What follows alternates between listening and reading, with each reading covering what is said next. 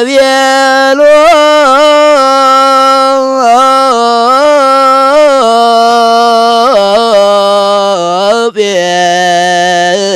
ጴጥሮስ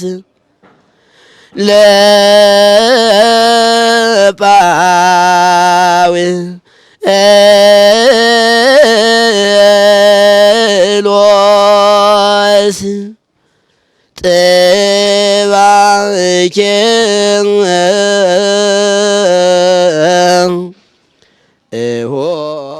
በስመ አብ ወወልድ ወመንፈስ ቅዱስ አሐዱ አምላክ። በመላው ዓለም የምትኖሩ የእግዚአብሔር ቤተሰቦች የቅዱስ ቤተክርስቲያን ልጆች ሁላችሁም በያላችሁበት ጽንፈ ምድር የእግዚአብሔር ሰላምታና ይድረሳችሁ። እንደምን አላችሁ? እንደምን ከረማችሁ? እንደዚህ አይነት መልካም ፈቃድ ዛሬም የሐዲስ ኪዳን ትምህርታችንን የቅዱስ ማቴዎስን ወንጌል እንቀጥላለን። ዛሬ የምንማማረው የማቴዎስ ወንጌል ምዕራፍ 12 ይሆናል። ምዕራፍ 12 ምን ይላል? ስለምን ይናገራል? እኛስ ከዚህ ምን እንረዳለን? ተረድተን ስለ ሕይወታችን ምን አይነት ትርጉም ይሰጠናልና እንተገብረዋለን የሚለው ነገር እንመለከታለን። እንግዲህ በዚህ ምዕራፍ ላይ የምንመለከተው በአጠቃላይ ሐዋርያት አባቶቻችን በተራው ጊዜ እሸት መብላታቸውንና ከሳሾች መንጣታቸውን ኢየሱስ ክርስቶስ የሰጠውን መልስ ነው የሚነግረን ማለት ነው።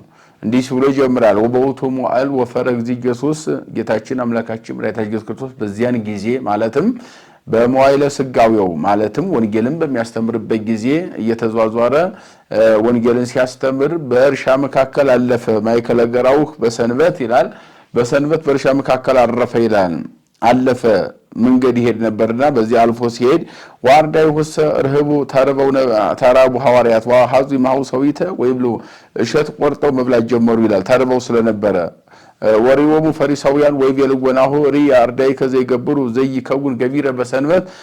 ፈሪሳውያንም ወደ እርሱ ቀርበው ተማሪዎች ማድረግ የማይገባውን በሰንበት የማይደረግ ነገር ሲያደርጉ ተመልከታሉት። ወይቤሎም እያንበብክሙን ዘገብረ ዳዊት ሐመረ በውእቱ ወለምስሊሁ፣ ዳዊት እሱና ከሱ ጋር የነበሩ የተራቡ ሰዎች ሁሉ በነበሩ ጊዜ ያደረገውን አታውቁምን? ወባ ውስተ ቤተ እግዚአብሔር ወበላ ህብስተ ቁርባን ዘይደሎ ለበሊ ዘንበለ ለካህናት ለባይቲቱም። እነሆ ለካህናት ብቻ ሊበሉት የሚገባ በቤተ መቅደሱ ያለውን አባውዘ ቁርባን ወይም ህብስቱን ርሱ እንደበላና የኃጢአት እንዳልሆነበት ደግሞም አስቀድሞ በብሉይ ኪዳን የነበሩ ኢትሌቡኑ ዘሃሉ በውስተ ኦሪት በኦሪት ያለውን አታስተውሉምን? አመ ካህናት ያረክሱ ዋለ ሰንበት በቤተ መቅደስ፣ ሰንበትን በቤተ መቅደስ ካህናት እንዲያረከሷት አታውቁምን ብሎ ይሄን በዝርዝር ነግራቸዋል። ያ ማለት ሐዋርያት እሸት ቆርጠው በሉ ብለው እንግዲህ ከሳሾች ፈሪሳውያን መጡ። እነኚህ ፈሪሳውያን ለምን እሸት ቆርጠው በሰንበት ይበላሉ ነው? ሰዎቹ የመጡት ለሰንበት ተቆርቋሪ መስለው ነው የመጡት። ሰንበትን ተቆርቋሪ መስለው ግን ክርስቶስን መክሰስ ነው፣ እሱን ማሳደድ ስለነበረ ስራቸው በዚህ መንገድ መተዋል። አዚያ ክርስቶስን መልስ ሰጣቸው። እሸት ቆርጦ መብላት ኃጢአት እንዳልሆነ ደግሞም ከሰው ሰንበት ሊበልጥ እንደማይችልም በዝርዝር ነግሯቸዋል። በነገራችን ላይ በዚህ ምዕራፍ ላይ የምንመለከተው ሰንበት እስከመጨረሻው ድረስ የሰንበት ጥያቄ መልስ ያገኘበት ምዕራፍ ደግሞ ይሄው ማቴዎስ 12 ምዕራፍ ነው ማለት ነው። እና እነሱ እሸት ቆርጠው በሉ ብለው ሲከሱ ጌታችን ጥያቄ ጠይቋቸዋል። እነኚህኑ ፈሪሳውያን ዳዊትን አታስተውሉምን? በብሉይ ኪዳን በዚህ በመጽሐፈ ሳሙኤል የተጻፈውን ነው ጠቅሶ ዳዊት እናንተ አባታችሁ ነው፣ ዳዊትን እግዚአብሔር እንኳን ጋር ተጨምራችሁ መሐላ እንኳን ለመማል እግዚአብሔር አምላካችንን ዳዊት ንጉሳችን ይንሳን ብላችሁ እስከመማል ትደርሳላችሁ። ስለዚህ ዳዊት በተራበ ጊዜ ከምድረ በዳ ከሴቂላቅ በረሃ መጥቶ ወደ ኬብሮን ወጥቶ በዚያም በቤተ መቅደሱ አብያትር የሚባል ካህን በነበረበት ጊዜ ወደ መቅደሱ ገብቶ ርቦኛልና ስጠይ ልብላ ሲለው የካህናት ምግብ ነው ሲለው የካህናቱን ምግብ ስጠይ ብሎ ካህናት ብቻ ሊበሉት የሚገባውን ህብስቱን እርሱ ተቀብሎ እንደበላ ያ ኃጢአት እንዳልሆነበት አታስተውሉምን?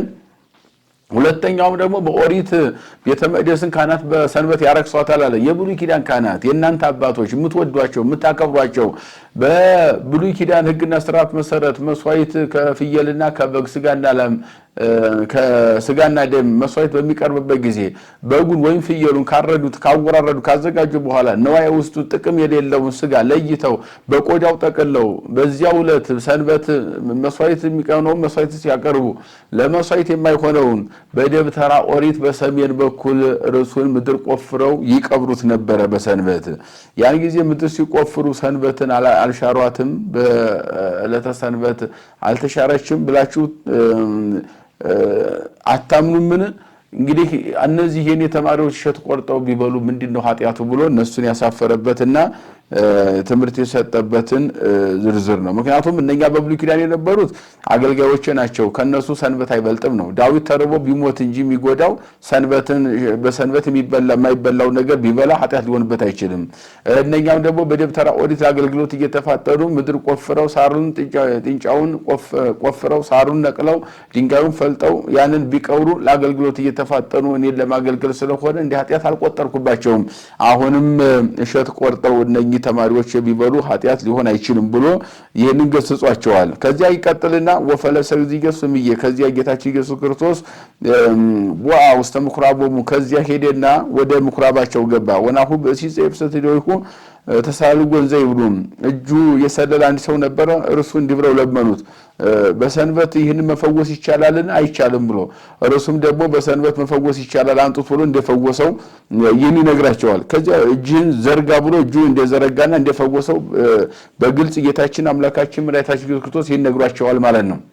እዚህ ላይ አያይዞ የነገራቸው ሰንበትሰ ተፈጥረት በእንተሰብ ወአኮሰብ በእንተ ሰንበት። በጣም የሚገርመው የሰንበት ምላሽ ያገኘው በዚህ ምዕራፍ ላይ ነው። እንዳልኳችሁ ሰንበት ለሰው ተፈጠረ እንጂ ሰው ለሰንበት አልተፈጠረም ይላል። ያ ማለት ሰንበትን ልናርፍበት፣ መልካም ስራ ልንሰራበት፣ እንደገና እግዚአብሔር ልናመሰግንበት፣ ቅዳሴ ልናስቀድስበት፣ ወንጌል ልንሰብክበት፣ ከተቻለ ደግሞ ድውይ ሊፈወስበት፣ ለምጽ ሊነጻበት፣ ዕውር ሊበራበት፣ ሙት ሊነሳበት ነው። ለተቻላቸው ማለት ነው፣ ስልጣኑ ስለተሰጠ ማለት ነው። ስለዚህ ይህንን ሁሉ ነገር ልናደርግበት ተሰጥቷል። ሰንበት ለማን ነው ሰንበት የተፈጠረው? ለኛ ነው እንጂ እኛ ለሰንበት አልተፈጠርንም። አንዳንድ ጊዜ ሁሉም ነገር ለኛ ተፈጥሯል። እኛ የተፈጠርንበት ዓላማ ግን እግዚአብሔር ለማመስገን፣ ስሙን ለመቀደስ፣ ክብሩን ለመውረስ ብቻ እንደሆነ ይህን መረዳት ያስፈልጋል። ብዙ ጊዜ ገንዘብን ከኛ በላይ የምናደርግ ሰዎች አለን። በፍቅረ ነዋይ የወደቅን ብዙዎቻችን ደግሞ ስልጣንን ከኛ በላይ አድርገን ነው እንደው በራሳችን ጎተተን ያመጣነው አድርገን ስልጣንን የምናመልክ ሰዎች አለን። ሀብትን የምናመልክ ሰዎች አለን። ይሄ ጎሳ የምናመልክ ሰዎች አለን። በተለያየ ቋንቋ የሚያመልክ ሰው አለ። እነኚህ ሁሉ ስንመለከታቸው ከንቱ ነገር እንደሆነ ማለት ነው። እነኚህ ሁሉ ለኛ ልንጠቀምባቸው የተፈጠሩ እንጂ የኛ የበላይ ሆነው ልናመልካቸው ወይም ከሰው በላይ አድርገን ልናያቸው የሚጠበቅ አንድም ነገር እንደሌለ በዝርዝር ያስነጋል። ሰንበት ለሰው ልጅ ተፈጠረ እንጂ ሰው ለሰንበት አልተፈጠረም ማለት ሰንበት የኛ ነው፣ ከኛ በታች ነው እንጂ ከሰው በላይ ሰንበት ሊሆን እንደማይችል። በዓላትም ሁሉ የተፈጠሩት እኛ አምልኮተ እግዚአብሔር ልንፈጽምባቸው ለኛ ተፈጠሩ እንጂ ከኛ ሰው የከበረ ምንም ነገር እንደሌለ ይሄን በዝርዝር ጌታችን አስረዳና እስመ ውእቱ እግዚአ ለሰንበት ወልደ እጓለ እመሕያው። ደግሞ ሰንበት የማናት ብላችሁ ከጠየቃችሁ የኔ የሰው ልጅ እኔ ወልደ እጓለ እመሕያው ይለዋል። ራሱን የሰው ልጅ ሰውን ስጋ እንደለበሰ ለማጠየቅ እኔ የሰው ልጅ የፈጠርኳት የኔ ናት ሰንበት።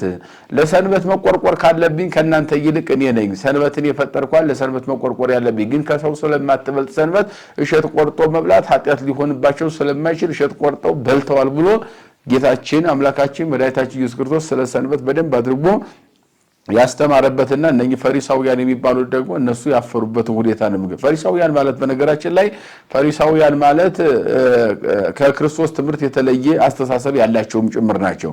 እንደ ክርስቶስን ትምህርት መቃወም ለሰንበት እንደገናም ደግሞ ይሄ ወግ አጥባቂዎች ዝም ብለው ሁሉን ለታይታ ሁሉን ነገር ለታይታ የሚያደርጉ ከኛ በላይ አማኝ አይነት ነገር ከኛ በላይ ጸሎተኛ አይነት ነገር ከኛ በላይ ጾመኛ ትንሽ ነገር እያደረጉ አግዝፈው ሰዎች እንዳይውላቸው አጠቃላይ የራሳቸውን የስጋዊ ግንባታ የሚያደርጉ ሰዎች ማለት ነው ፈሪሳውያን። በእምነት ደረጃ ደግሞ ሰው ከሞተ በኋላ ተነስቶ ያገባል፣ ይጋባል፣ ይወልዳል፣ ይዋለዳል፣ ያገባል፣ ይጋባል፣ በዚህ ምድር ላይ እንደገና የዚህ ምድር ይኖራል ብለው እንደገና ሰው ወደዚህ ዓለም ጣጣ በመንግስተ ሰማያት የዚህን ዓለም ጣጣ እንደሚፈ እንዲፈጸም አድርገው የሚያወሩ ናቸው። ከክርስቶስ ትምህርት የተለየ ከዚያ ማግባት፣ መጋባት፣ መውለድ፣ መዋለድ የለም። ብርሃን ለብሶ ቅዱስ ቅዱስ እያሉ እግዚአብሔር ማመስገን ከመላእክት ጋር እኩል ለምስጋና መሰለፍ እንደሆነ የእግዚአብሔር መንግስት ይሄ ነው የሚያስተምረን። እነሱ ግን በዚህ ዓለም የዚህን ዓለም እንደገና ማግባት መጋባቱን የዚህን ዓለም ጣጣ እንኖራለን ብለው የሚያምኑ ፋሬስ የሚባል ሰው የፈለሰፈውን ፍልስፍና የሚከተሉ እነኚህ ተመጻዳቂ ሰዎች ማለት ነው ፈሪሳውያን። ስለነኚህ በአጠቃላይ የሰጠበት መልስና ሰንበትን አስረግጦ ዳግመኛ ጥያቄ የማያስነሳ ትምህርት የሰጠበት የመጽሐፍ ቅዱስ ክፍል ነው ማለት ነው። ያስተማረን የገሰጸን የመከረን የሥራው ጌታ እግዚአብሔር አምላካችን ከፀሐይ መውጫ እስከ ፀሐይ መግቢያ በፍጥረታት ሁሉ አንደበት ስሙ የተመሰገነ ይሁን። ይቆየን።